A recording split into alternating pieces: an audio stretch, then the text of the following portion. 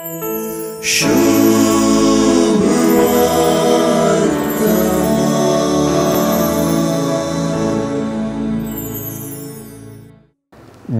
आयलोलो शतापती एकल्याच्या हाताकाल आसचे म्हळ्यार कितें म्हणलें सत स्पष्ट जाणा आसलो.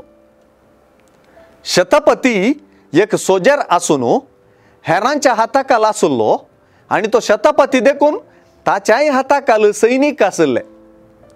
जशें आपणे सांगिल्ले परी आपले सोजेर आयकतात तशेंच ताच्या वडिलांचें उतरय तो आयकतालो.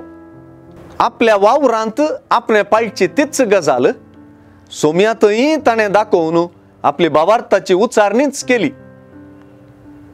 आपल्या चाकराचे भलायकेचे नदरेन आपूण जेजूच्या हाताखाल येवची गरज ताका बगली. ह्या खातीर जेजून आपल्या घरा येवची गरज ताका दिसली ना. बगर एका धनियान आपल्या सेवकाक सांगचें जाल्लें अधिकाराबरीत एक उतर ताका पुरो म्हूण दिसलें. सोम्यातावन शतापतीन आशिल्लें म्हळ्यार एक उतर मात्र.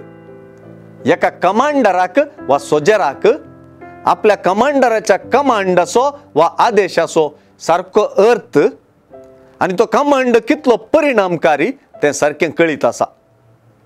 शतापतीच्या वा धनियाच्या एकाच उतराक लागून एक सोजेर उठता वा बसता, येता वा वेता ही गजाल ताणें जेजूक सांगतना जेजूक ताचें व्यक्तित्व संपूर्ण कळीत जालें.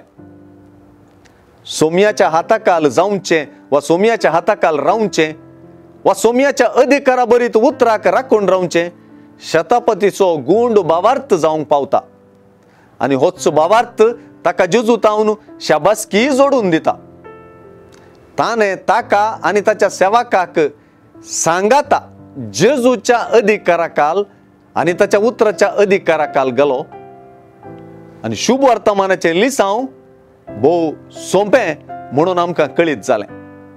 भावार्थ म्हळ्यार जेजूच्या मोगा बरीत बिरमोती बरीत गुण करपी अधिकाराखाल येवचें आनी ताच्या बळादीक एक उतर आयकूंक राखून रावचें. हो भावार्थ आमचोय जावं.